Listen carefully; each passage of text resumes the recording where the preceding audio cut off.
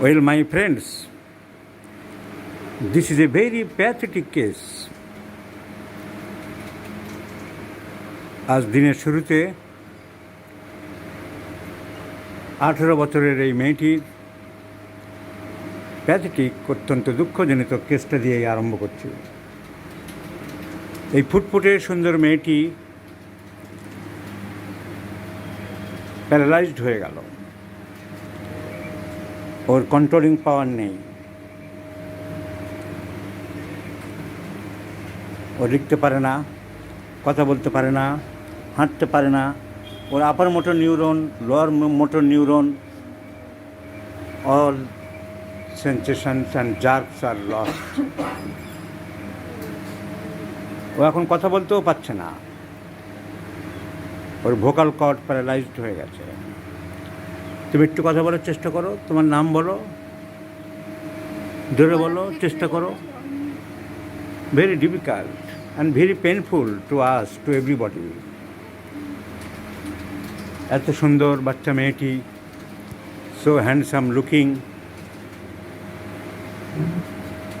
কি হয়েছে রোগটা? ওর রোগটার নাম হচ্ছে মায়োলোপ্যাথি। ওর রোগটার নাম হচ্ছে মায়োলোপ্যাথি। মায়োলোপ্যাথি কী জিনিস? সাম disturbances or degeneration of the spinal cord, ব্রেনে নয়, ব্রেনের নিচ থেকে ভার্টিব্রার মাঝখান দিয়ে যে স্পাইনাল কর্ড আরম্ভ হয়েছে সেখানকার disturbance.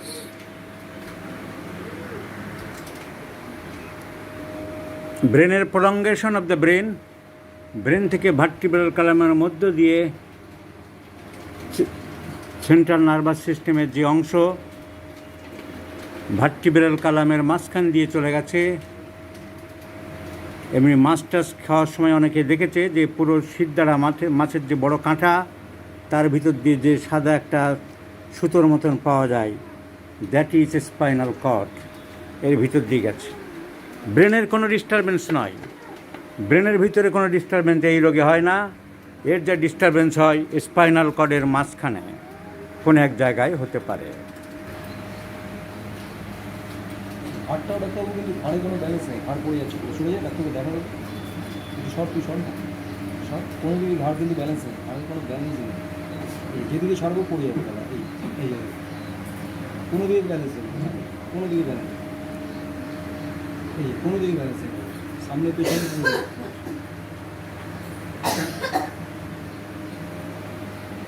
So disturbance in the spinal cord.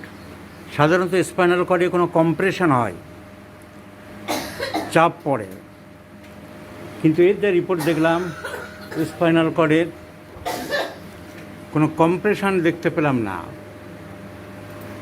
Spinal cord তো পরিষ্কার দেখছি।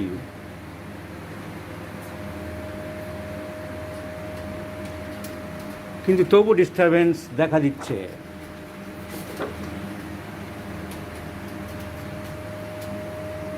কিছু কিছু জায়গায় স্পাইনাল কর্ড একটু ন্যারোয়িং আছে, কিন্তু পুরো অবস্ট্রাকশান দেখা যাচ্ছে না। So this is a very pathetic condition, a sorrowful case to us. সুন্দর ফুটফুটে মেয়েটি ব্যালেন্স রাখতে পারছে না, ঘাড় সোজা করতে পারছে না, হাত দিয়ে কোনো কাজ করতে পারছে না, পা দিয়ে কোনো কাজ করতে পারছে না, হাঁটাচলা করতে পারছে না, কথা বলতে পারছে না, মাথা সোজা করে বসতে পারছে না, ঘাড় সাইডে পড়ে যাচ্ছে। এইভাবে অতি কষ্টের মধ্যে দুর্বিষহ জীবনযাপনের মধ্যে আছে। And she is counting the days. So spinal কর্ডের এই যে ছবি দেখালাম, আমি বলেছিলাম যে ব্রেনের মধ্যে কোনো প্রবলেম নেই। এই রোগে ব্রেনের মধ্যে কোনো প্রবলেম হয় না, স্পাইনাল কর্ডের কোনো এক জায়গাতে প্রবলেম হয়। যদি সার্ভাইকাল রিজিয়ান, ঘাড়ের কাছে কোনো প্রবলেম হয়, তাকে বলা হয় সার্ভাইকাল মায়োলোপ্যাথি। Cervical myelopathy.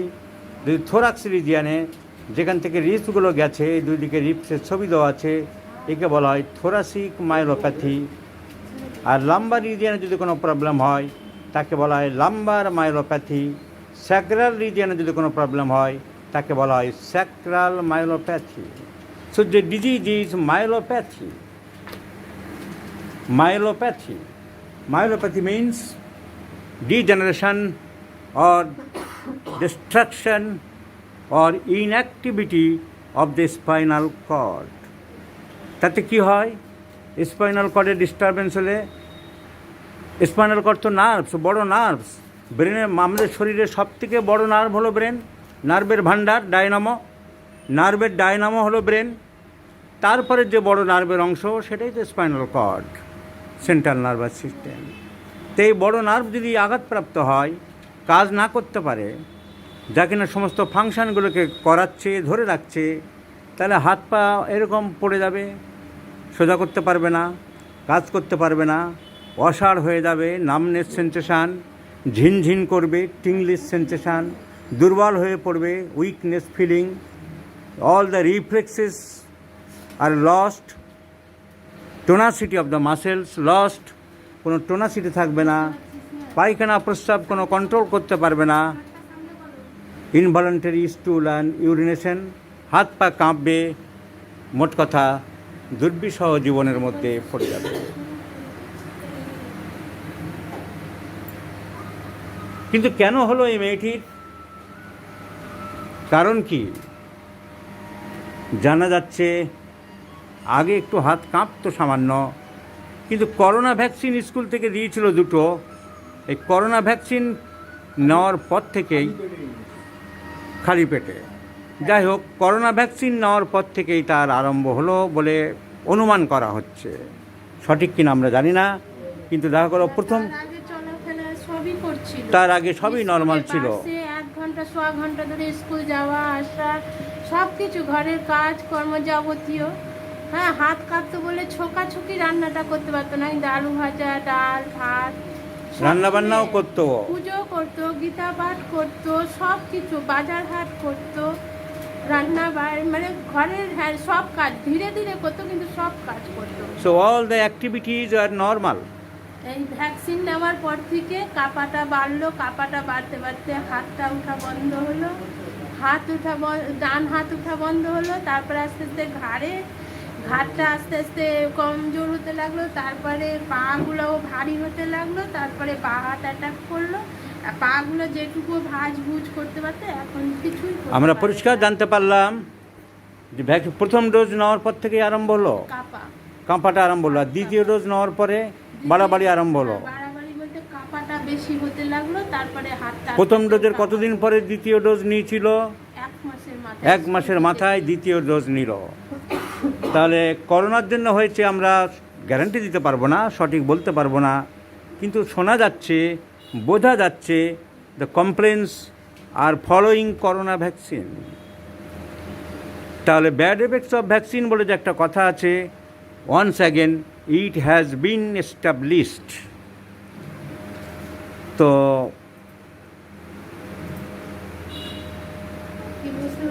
সে ব্যাপারে জোর করে কিছু বলা বারণ।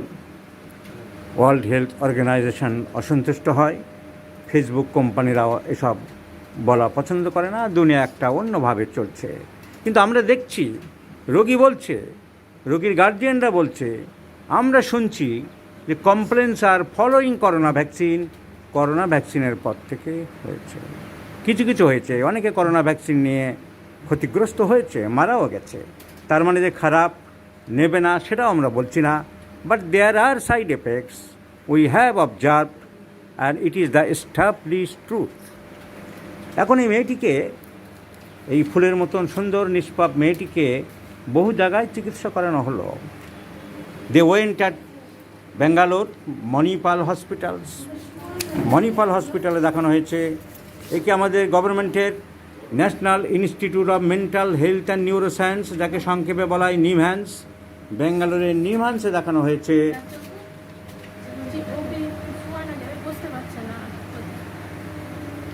ওকে শোয়াবেন, ওই ঘরের টেবিলে শোয়াতে পারবেন? আচ্ছা, ওকে গাড়িতে নিয়ে যান, ওটার দরকার নেই, ওকে গাড়িতে নিয়ে শুয়ে দিন, আমি ওষুধ দিচ্ছি, আর ওকে আর দরকার নেই।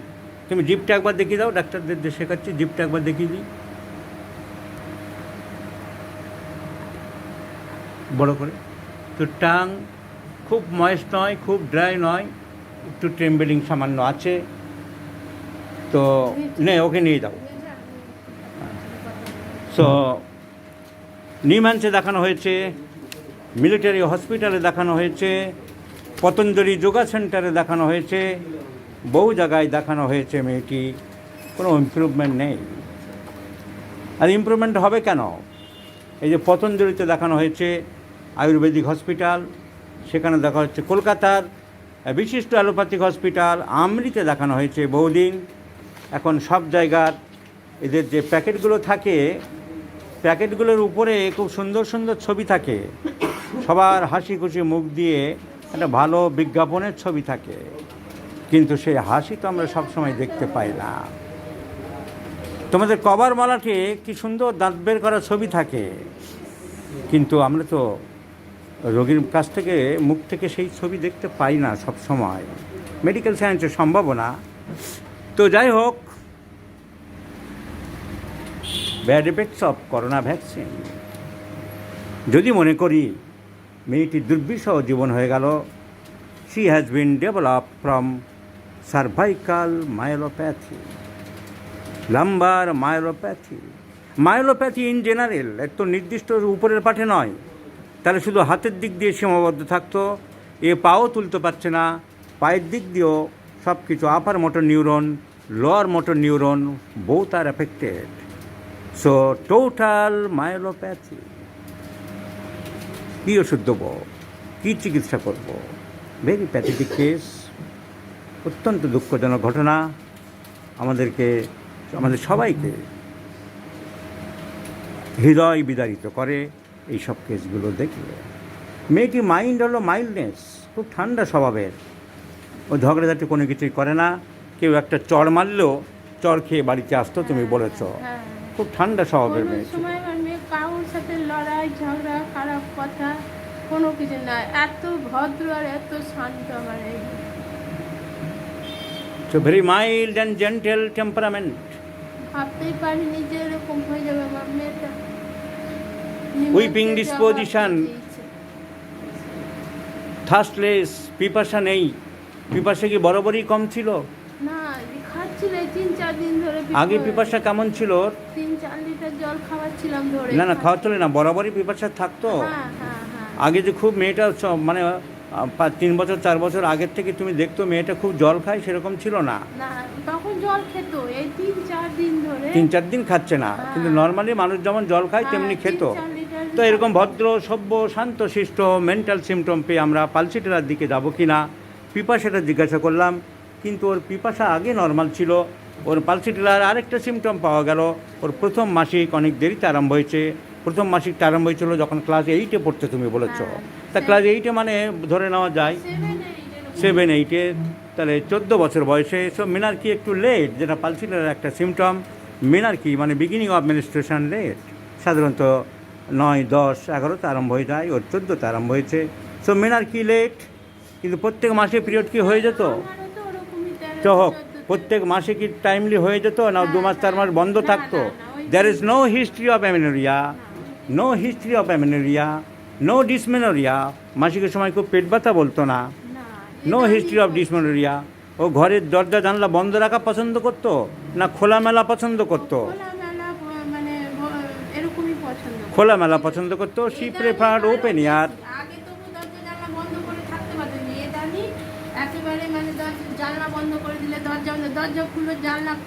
Prefers open air. আর শীত ভাব একটা আছে। এই কালকে বৃষ্টি হতে একটু ঠান্ডা। তার আগে কি গরম বেশি না ও শীত বেশি থাকতো?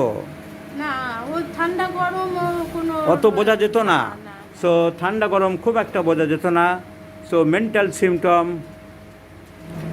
পিপাসা কম, ইদানিং দেখা যাচ্ছে, আগে ছিল না।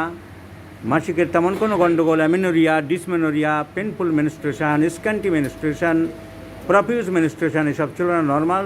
শুধু মেনার্কি একটু লেট হতে পারে, এছাড়া তো পার্টিকুলার আর বিশেষ কিছু সিমটম আমরা আর দেখছি না। In all respects we may think of Causticum. ভালো করে পাগল হয়ে যাবো। পাগল হয়ে যাবো। মেয়ে ছাড়া বড় মেয়ে, আমার বাবা 12 বছর আগে মারা গেছে, খুব কষ্ট করে বড় করেছি আমি ভাবতে পারিনি যে আজ এরকম হয়ে যাবে। আপনি কিছু করে দেবেন, মেয়েটা যে কমসে কম বাঁচিয়ে রাখেন, আমি নাকি মরে যাবো, কালকে আমি মরে যাবো। মানুষের চোখের জল আমাদের সইতে হয়, সইতে হচ্ছে। আমরা যারা চিকিৎসা করি, রাত দিন মানুষের চিকিৎসা করে চলেছি, আমাদের এই সব দৃশ্য দেখতে হয়। যারা চিকিৎসা করে না, যাদের রোগী নেই চেম্বারে, পড়াশোনা করে না, ভাড়ামো করে বেড়ায়, তাদের অনেককেই ফেসবুকে নানান রকম নাটক করে চলেছে। তাদের রোগী দেখতে হয় না, রোগী নিয়ে ভাবতেও হয় না, রোগী নিয়ে গবেষণাও করতে হয় না, মানুষের চোখের জলের চিন্তা ভাবনাও করতে হয় না। কস্টিকাম দেওয়া যেতে পারে, কারণ শীত ভাব একটা চলছে। And Causticum has a great affinity, has great functions over the nervous disorders, over the nerve disorders. So, considering the all symptoms, involvement of the central nervous system, that is motor paralysis, voice has totally lost, voice চলে গেছে মেয়েটির, and considering the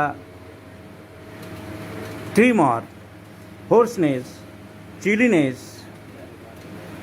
এবং pathological চিন্তা করে এই মুহূর্তে যে motor nerve paralysis, আমি ভাবছি কস্টিকাম দেওয়া যেতে পারে ইন 50 মিলিসিমাল স্কেল অফ পোটেন্সিস।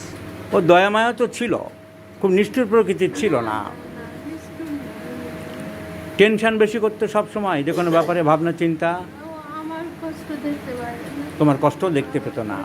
কালকেই বলছে যে মা আমার ছোটবেলার কথা সব বলছিল যে আমি এরকম করতাম, ওরকম করতাম। হ্যাঁ মা, আমি ভালো হয়ে যাবো, অর্ধেক ভালো হয়ে গেছি। তারপরে বললো যে মা তোমার সাথে আবার স্ট্যান্ড যাব। আর আমার মেয়েরা কেউ আমাকে ছেড়ে কোথাও একা একা যায় না। যাও ওষুধের ঘরে যাও, ওই ওষুধের ঘরে ঢোকো, ওষুধটা বুঝে নাও, ডান দিক দিয়ে চলে যাও, ওই ডান দিক দিয়ে চলে, আমি দেখছি। আপনি একটু আমি চেষ্টা করছি, আমার বুকে ফিরে এলেন। আমি আপ্রাণ চেষ্টা করছি, চলো।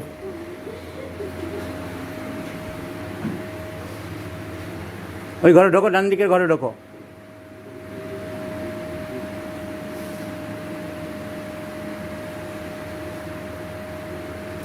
So what is the prognosis of the case? খুব কষ্টের, মেয়েটিকে বাঁচানো যাবে না। এই সমস্ত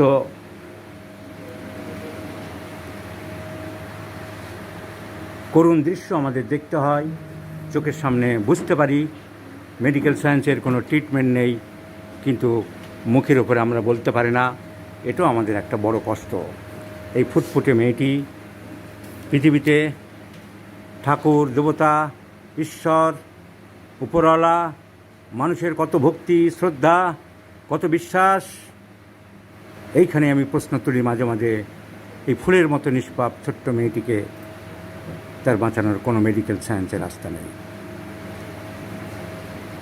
খুব প্যাথেটিক কেস বন্ধুরা, শেয়ার করলাম। দেখা যাক কস্টিকামে কতটা কি ইমপ্রুভ পেতে পারে।